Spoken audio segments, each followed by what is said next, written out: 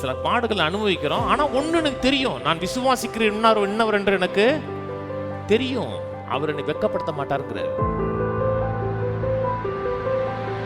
பின்பவர் ஒலிவ மலையின் மேல் உட்கார்ந்திருக்கையில் சீசர்கள் அவரிடத்தில் தனித்து வந்து, இவைகள் எப்பொழுது சம்பவிக்கும்?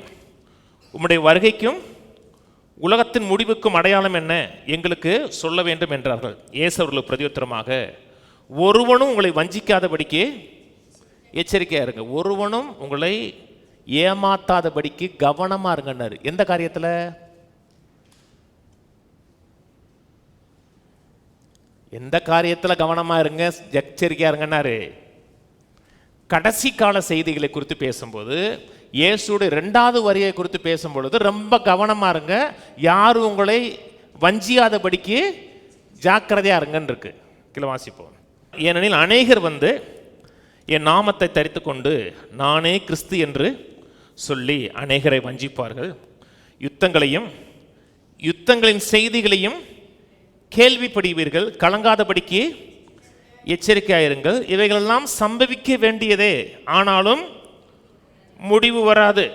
பல செய்திகளை கேட்பீங்க, யுத்தங்களை குறித்து கேட்பீங்க, யுத்தங்களின் செய்திகளை கேட்பீங்க, யுத்தம் நடக்கிறதையே பார்ப்பீங்க. ஆனால் ஒரு காரியம் நீங்கள் செய்யுங்க, நீங்கள் கலங்காதபடிக்கு எச்சரிக்கையாக இருங்கன்றார். இன்னைக்கு பெரும்பாலும் இந்த முடிவு காலத்தை குறித்து பேசுகிறாங்க தெரியுமா? அவங்க செய்தியை கேட்டாவே கலக்கம்தான் இருக்கும். அவங்க என் டைம்னு பேசுகிறாங்கன்னா என்ன இருக்குன்னா, பயத்தையும் கலக்கத்தையும் அவங்க செய்தி கேட்டு முடிஞ்சவொன்னு இருக்கும். அப்படின்னா நீங்கள் முடிவு காலத்தை குறித்து சரியாக அவங்க சொல்லிக் கொடுக்கல. ஆண்டவர் சொன்னார், முடிவு காலத்தை குறித்து செய்திகளை கேட்டாலும், யுத்தங்களின் செய்திகளை குறித்து கேட்டாலும் ஆண்டவர் சொன்னார், கலங்காதபடிக்கு எச்சரிக்கையா இருங்க. கலங்காதபடிக்கு, அப்செட் ஆகாதபடிக்கு எச்சரிக்கையா இருக்கின்றார்.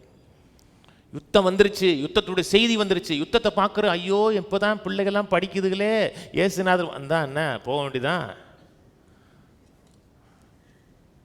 ஐயோ பிள்ளைகள்லாம் ஊழியம் செய்யணுமே, அவ்வளோதாங்க வந்துருச்சுன்னா முடிஞ்சிச்சுங்க, மிஷன் முடிஞ்சிருச்சுங்க. கலங்கக்கூடாது, கண்ணீர் வெடிக்கக்கூடாது. என்ன நடக்கணுமோ கர்த்தர் கடத்தல கூட எளிமையான காரியம். எந்த ஒரு காரியத்தை கேட்டால் கூட ஒரு தீர்மானம், நான் கலங்க மாட்டேன், பயப்பட மாட்டேன். பக்கத்தோட இன்னொரு முறை சொல்லுவோம், நான் பயப்படக்கூடிய கலங்கக்கூடிய செய்திகளை கேட்டாலும் கலங்க மாட்டேன், கண்ணீர் விட மாட்டேன். ஆமேன், ஆமேன். பயப்படக்கூடிய என்ன சம்பவம் வந்தாலும் பயப்பட மாட்டேன். சங்கீதம் 112 முழுவதும் தான் பேசுறாரு.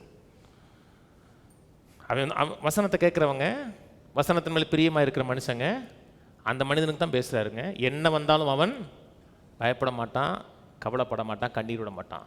சிலத்த கண்ணீர் வரும், வராதா? வரும், அதுவும் நல்லா வருது. அது மட்டும்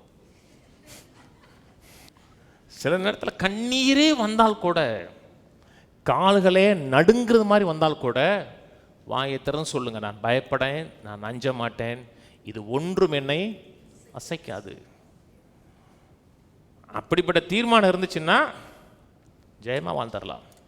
2 தீமோத்தேயுல சொல்கிறாரு, 2 தீமோத்தேயு 1:12, ஆயினும் இந்த பாடுகளையும் அனுபவிக்கிறேன். அதாவது சில கஷ்டங்களை பற்றி சொல்கிறாரு, சில பாடுகளை குறித்து பேசுகிறாரு.